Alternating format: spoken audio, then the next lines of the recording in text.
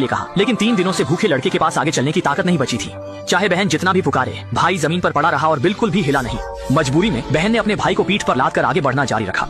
इस तरह न जाने कितनी देर चलने के बाद उनके सामने अचानक एक फलों का पेड़ दिखाई दिया। शुरुआत में बहन को लगा कि यह उसका वहम है, लेकिन जब भाई ने भी उस फलदार पेड़ को देखा तब दोनों उस पेड़ की ओर चल पड़े। लेकिन भाई बहन के लिए आश्चर्य की बात यह थी कि पेड़ के नीचे एक पानी का गड्ढा था। भाई ने यह देखते ही बिना कुछ कहे पानी पीना शुरू कर दिया और फिर पानी में पड़े अनजाने जंगली फल उठाकर खाने लगा। जब बहन ने देखा कि पेड़ पर बैठे पक्षी भी इन जंगली फलों को खा रहे हैं तो उसे तुरंत समझ में आया कि इन फलों में कोई जहर नहीं है, इसलिए उसने अपने भाई को बेझिझक खाने की अनुमति दे दी। इस प्रकार 3 दिनों से भूखे भाई बहन ने आखिरकार जंगली फलों से पेट भर लिया।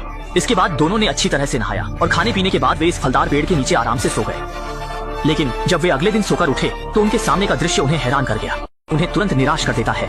सिर्फ एक रात में गड्ढे का सारा पानी जमीन में समा गया था और पेड़ों पर लगे जंगली फल भी पक्षियों द्वारा खा लिए गए थे। इससे भी बुरी बात यह थी कि कल दोनों ने सिर्फ खाने पीने में ध्यान दिया था और गड्ढे के पानी को संग्रहित करने की सोची भी नहीं थी।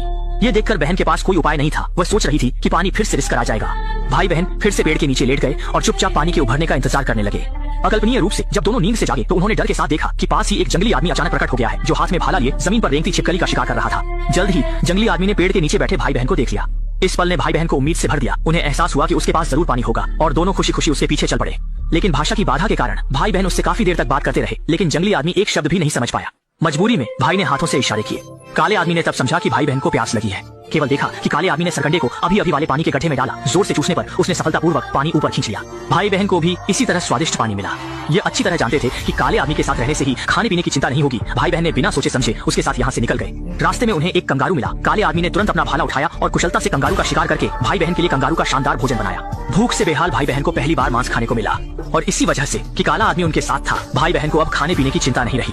लेकिन समय के साथ काला आदमी गौरी त्वचा वाली बहन को पसंद करने लगा।